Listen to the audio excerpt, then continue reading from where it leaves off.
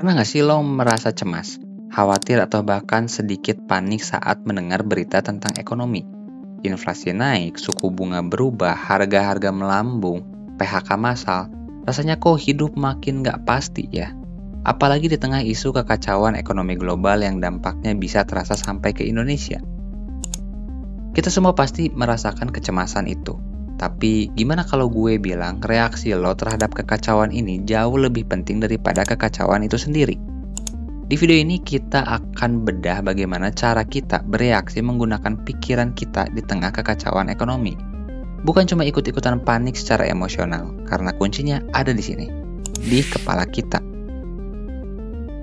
Oh iya, sebelum kita mulai menggali kekuatan pikiran ini, buat lo yang pengen terus dapat insight soal pengembangan diri, mindset, dan keuangan pribadi, untuk bisa level up hidup lo, jangan lupa klik tombol subscribe channel ini. Karena di channel ini gue bakal sering banget ngebahas hal-hal penting yang bisa bikin lo lebih tenang dan powerful. Siap, yuk kita mulai.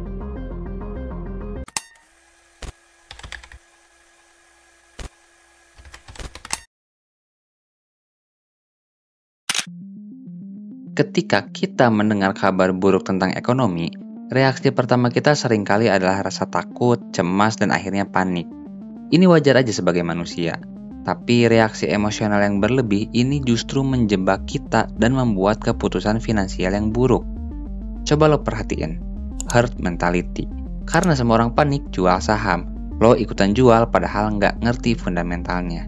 Yang kedua, impulse buying or selling. Beli barang nggak penting karena ada promo panic buying, atau jual aset penting karena takut rugi besar. Yang ketiga, paralysis by analysis.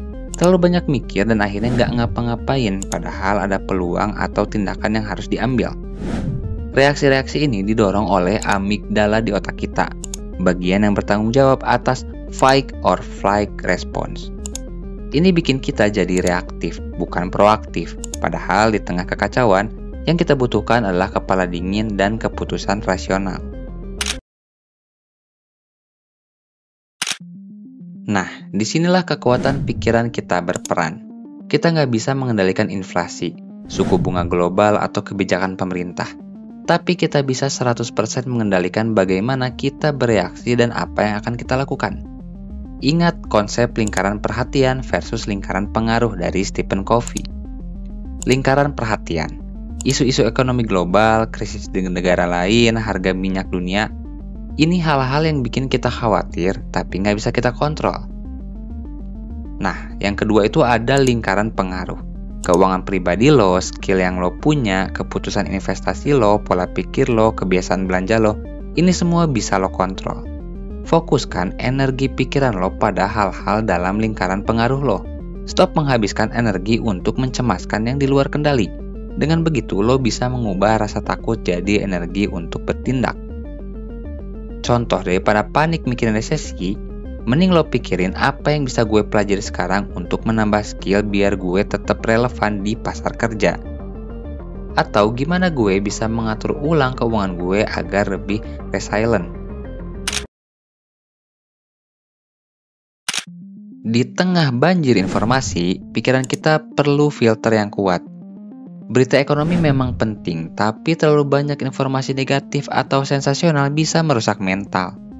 Pertama, pilih sumber terpercaya. Jangan mudah termakan judul bombastis di media sosial. Baca dari sumber berita ekonomi yang kredibel dan analitis. Yang kedua, batasi konsumsi berita negatif. Tentukan waktu khusus untuk update berita. Jangan sepanjang hari, otak lo butuh istirahat dari kekhawatiran. Yang ketiga, fokus pada gambaran besar. Sejarah menunjukkan setiap krisis ekonomi itu sementara. Ekonomi selalu berputar, ada fase turun, pasti juga ada fase naik lagi. Kalau lo berinvestasi, misalnya selalu dengan perspektif jangka panjang, 5-10 tahun ke depan. Jangan panik dengan fluktuasi harian atau bulanan. Pikiran yang tenang bisa melihat peluang di tengah kekacauan, sementara pikiran yang panik hanya melihat kehancuran. Kekacauan ekonomi bisa jadi ujian sekaligus peluang emas untuk belajar dan beradaptasi. Anggap ini sebagai momentum untuk upgrade diri lo. Pertama, upgrade skill. Apa skill yang relevan di tengah ketidakpastian. Mungkin digital marketing, coding, atau problem solving yang lebih kuat. Yang kedua, reevaluasi keuangan. Tinjau kembali anggaran lo, potong pengeluaran yang tidak perlu, perkuat dana darurat lo minimal 6 bulan pengeluaran. Ini bukan saatnya foya-foya. Yang ketiga, diversifikasi sumber penghasilan. Jika memungkinkan, mulai set hustle atau cari cara untuk punya lebih dari satu sumber pemasukan. Ini akan sangat meningkatkan ketahanan finansial lo. Yang terakhir, berani bertindak, bukan panik. Setelah berpikir jernih, ambil langkah konkret. Jika lo punya investasi, lakukan strategi dollar cost averaging jika perlu. Restrukturisasi utang, segera cari solusinya. Bertindak dengan tenang dan terencana jauh lebih efektif daripada bereaksi dengan panik. Nah, itu dia cara kita bereaksi menggunakan pikiran di tengah kekacauan ekonomi global. Ingat, badai pasti berlalu. Yang membedakan adalah siapa yang berhasil melewatinya dengan utuh, bahkan lebih kuat. Dan itu dimulai dari bagaimana kita melatih pikiran kita. Jangan biarkan rasa takut mengendalikan keputusan lo. Kendalikan pikiran lo, fokus pada yang bisa lo kontrol, dan teruslah belajar serta beradaptasi. Dengan begitu, lo bisa menghadapi ketidakpastian dengan kepala dingin dan hati yang lebih tenang. Kalau lo suka video ini dan pengen terus belajar soal mindset, keuangan pribadi, produktivitas, dan pengembangan diri, jangan lupa subscribe channel ini.